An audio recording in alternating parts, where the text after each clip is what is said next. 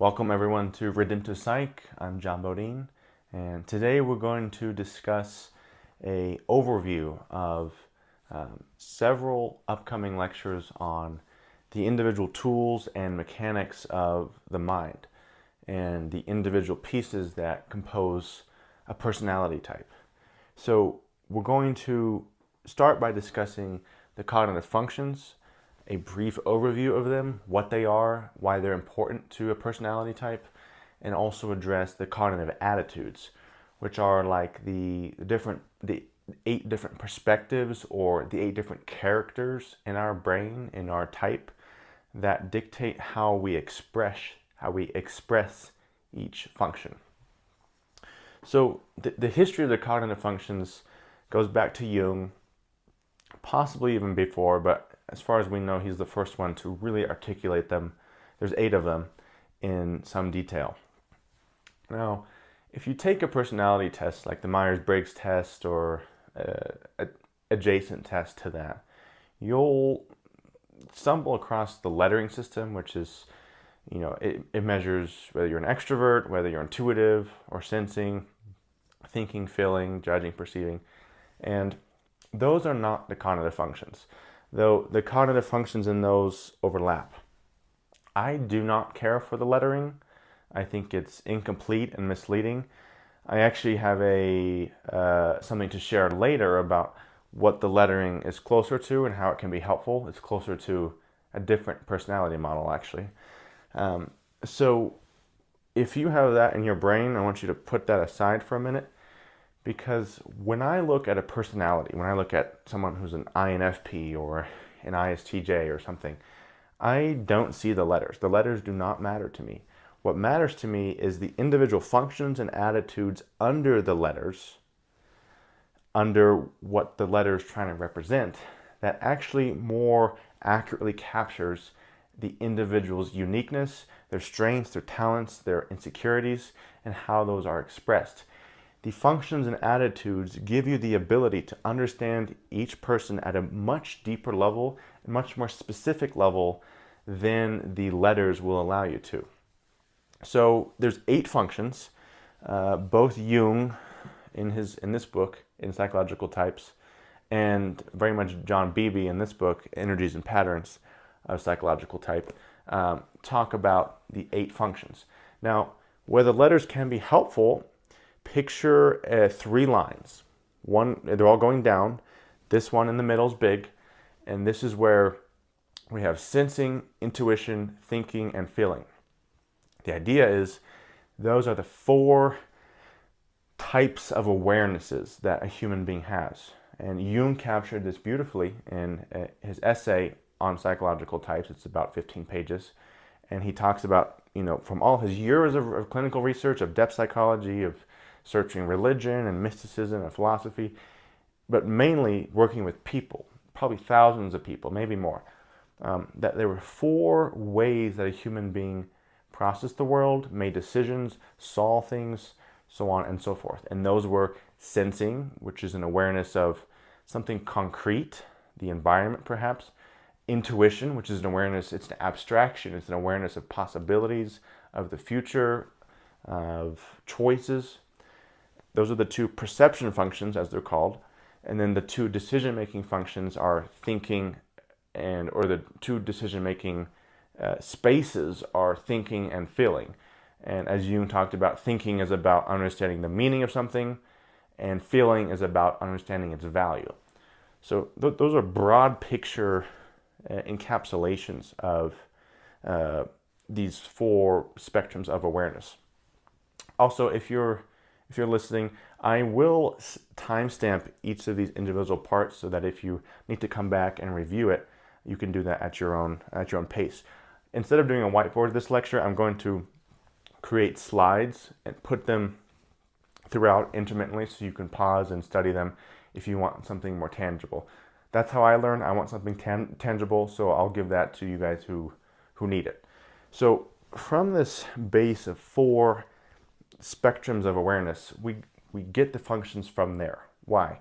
Because each of those 4, thinking, sensing, feeling, intuition, has an external and an internal component. Intuition, a type can be intuitive externally, which is called extroverted intuition.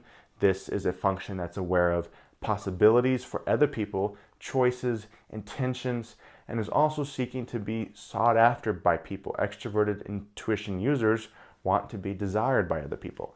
That's extroverted intuition. Introverted intuition, on the other side of it, is my choices, my freedom, my future, my vision. It's still abstract, but it's a little more singular in that it's guiding one's own path and seeing how one's choices may lead to a certain outcome. So that's intuition. And there you get the two functions of intuition, two of the 8 functions: external intuition and internal intuition. Am I more concerned with my freedom and my choice, or giving other people freedom and giving other people choice? Sometimes closely related and often misunderstood is the sensing functions. Extroverted sensing is aware not of possibilities or of the future as much, but of the present, the ever-present, the ever-changing present, the people in one's environment. Extroverted sensing is aware of the 5 senses in an external way. Is someone warm or hot? Are they paying attention to me? Is their attention somewhere else? Are they comfortable? Are they uncomfortable? Maybe they're hungry. Extroverted sensing is an awareness of other people's basic needs in a very concrete sense. It is very performative by nature. It wants to gather attention, just as extroverted intuition wants people to want them, to seek after them. Extroverted sensing users want people to be attentive to them. Extroverted sensing users really value performance. They like to perform, whether an athlete or an artist, whatever. They like to perform for other people so that other people give them attention. Because attention is part of the lifeblood of an extroverted sensor, just as desire and being sought after is the lifeblood of an extroverted intuition user. So that is intuition, introverted and extroverted. Sensing, extroverted. Introverted sensing is about my own experience, my own awareness of the 5 senses within my own body, within my immediate environment, but it's more of a direction of oneself, of the 5 senses. SI users, as we call them for short, introverted sensing, SI, they are also aware of their sense of duty. It's not that they're directed by the future so much as, I want this, I'm going to go towards that. It's more that they are aware of, where should I be putting my attention? What should I be doing in my environment to pursue whatever people want me to do? They're more willing to do what someone wants them to do, as long as they're comfortable, as long as they're invested somewhat. So it's a mix of introverted sensing is a mix of one's own sense of, it's a perception, it's a sense of my body, my needs, my experience, the very tangible levels of that. Is something enjoyable? Am I comfortable? Am I uncomfortable? And you can see how the interplay between an extroverted sensor and an introverted sensor may work. The extroverted sensor is aware of the experience of the SI user and may seek to improve their experience, right? And then the SI user may give the extroverted sensor attention and loyalty. As introverted sensing is also a source of loyalty, being long-suffering for people, being willing to stick out for them, basically. So that is the interplay between the intuition and the sensing, extroverted and introverted. So next is the feeling function in a broad space. Extroverted feeling and introverted feeling.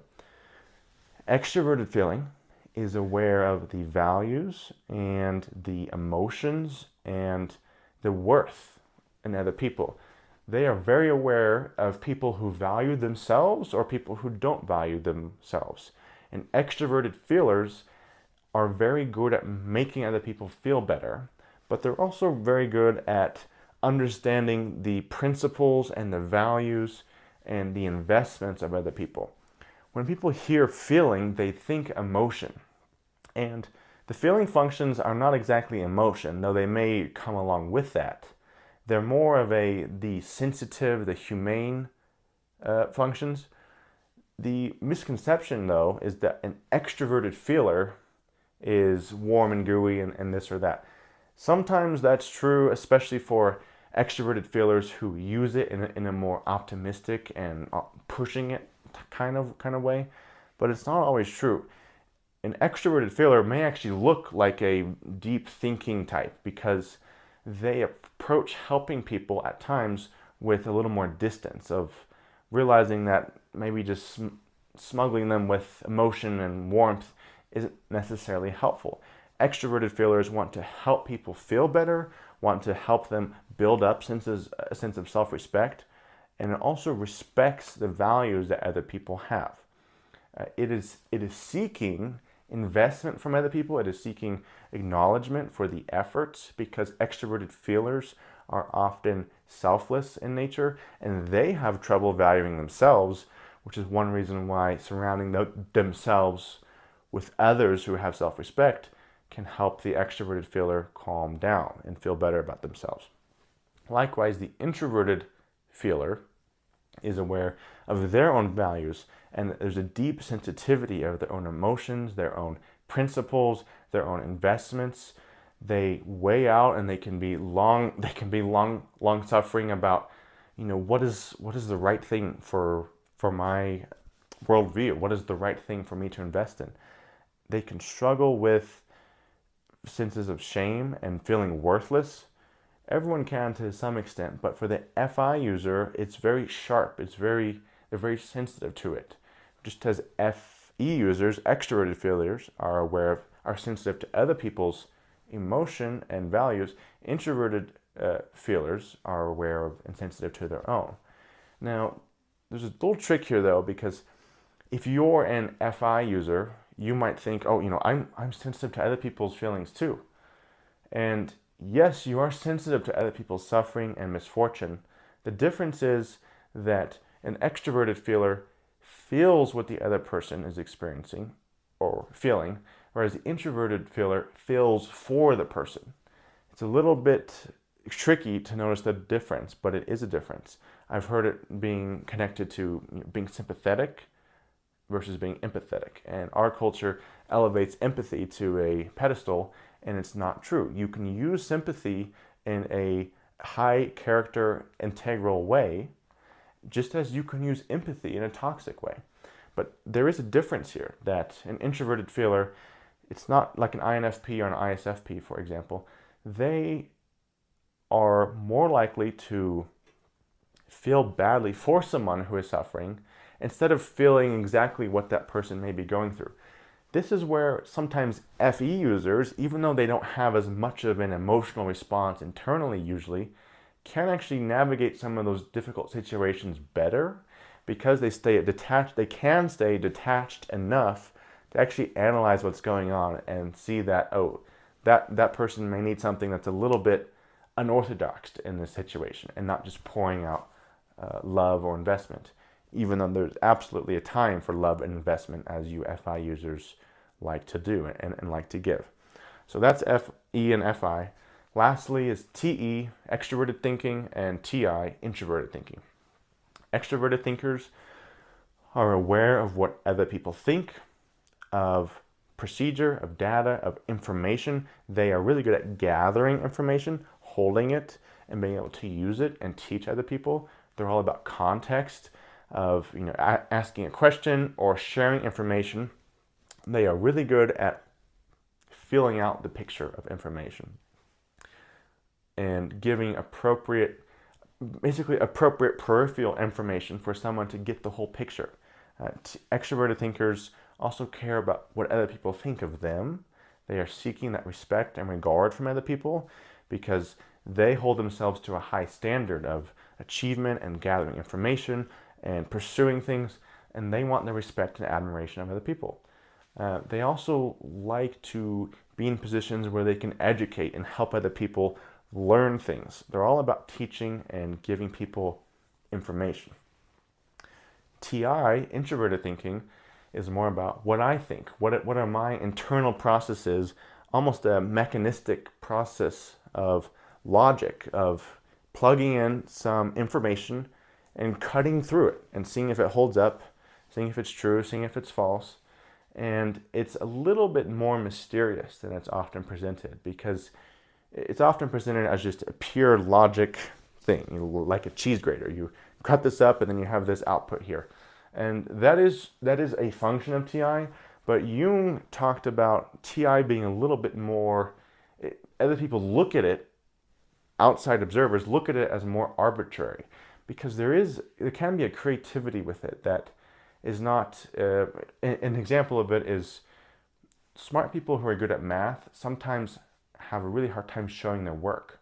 The ones who have a hard time showing their work are often TI users, where they figure out the problem in their head. They can just kind of work through it. They don't necessarily have to draw on pages and pages to list out the steps. They can sometimes come to the answer on their own. And a teacher may think, well, that's not helpful because they're not listing out the steps. And a TI user sometimes can just do it in their head. It's mysterious to some of us that they can just figure it out at times. But it's an internal thinking, logical process, trying to determine if something holds up, if it's true, if it's false, if it's useful, if it's not useful. The usefulness and utility kind of bends more towards the feeling functions in terms of the value and how it would affect other people. But as we'll discuss later, the feeling and thinking functions kind of move in between each other, just as the sensing and intuition functions do, even though they are opposed from a broad perspective. So that's the overview of the functions. It's not in great detail. We're going to go into each function in a lecture, one function per lecture, because they're extremely important. They are, in my opinion, one of the two most important aspects of personality, one of the two most important mechanisms and tools to understand. Now, how does this relate to one's personality type? So every personality type has 4 main tools, and those are the attitudes in terms of our strongest tool, our second strongest, and so on and so forth. But every personality has 4 main tools. Of the 8 functions, we use 4 of them mainly. Technically, we have access to all 8, but it's 4 main ones, and then 4 that are kind of below the threshold of our conscious awareness. So we have these 4 main tools. And understanding what these 4 tools are is going to help you adjust your expectations when interacting with people. If someone's strongest tool is, introverted thinking, they are great at thinking through problems, offering suggestions, and you're expecting them to be a warm, enthusiastic, artistic person, it's probably not going to happen. And our ability to understand people and appropriately align our expectations based on who they are is vital. And and understanding of these functions and the order of them is a first and major step toward that direction. So those are the 8 functions we just talked about, and we each have 4 tools. One thing to discuss is the order of the tools. Let's say that your main tool, which is in the attitude, it's called the hero function. Jung called it the superior function, our strongest tool. Let's say your strongest tool is introverted feeling. You have a tremendous sense of awareness of your own feelings, your own values, a sensitivity. There is an enthusiasm with which you may approach the world, with investing in things and being excited about seeing your investments come to pass. I've also seen FI heroes being a little bit more melancholic because they can be so possessed by their emotions and their feelings and the depths they're in that they can get lost at times. But if you have a feeling function at the top, your second function is not going to be a thinking function or another feeling function. It's going to be something different, of a different nature, which means it'll be either a sensing function or an intuition function. Think of how DNA wraps around, and you have 2 strands that come down and then wrap around and then go down again. Think of one of those strands as the strand of perception, where the sensing and intuition functions are, and then one as the strand of thinking and feeling, and that these strands wrap around. But at the top, at the top 2, we have one or the other. We either have an intuition function and then a feeling function, or a sensing function and then a thinking function. We have one perception function and one judgment function. And these alternate throughout our mind, so that our strongest function may be sensing, for example. Our second strongest function may be feeling, and then our third strongest function will be back to perception, back to our first function. So our first function and our third function share a characteristic, while our second function and fourth function share a characteristic. We'll get more into that later, just something to think about. So why is that? Jung talked about it in depth in his book. It's sort of something you have to think about for a little bit and explore within yourself, because the rules seem a little arbitrary. They are not. It is from a pattern of many hours of observation, testing, and that pattern actually aligns with a lot of other philosophical frameworks, especially like the Tao Te Ching, for example, where there's a mixture of different human energies, that different human abilities that alternate. And I'm not going to try and convince you of all that right now, but just know that that's the theory. Okay, we're going to wrap up this first part right now, because we're running a little long on just talking about the functions, an overview, and the order of things. Right after this, we're going to talk about the attitudes, the 8 attitudes. And once we get these 2 videos out, we can quickly move into exploring the individual aspects of them. So if you stick around, I'll see you for part 2. Thanks. Bye.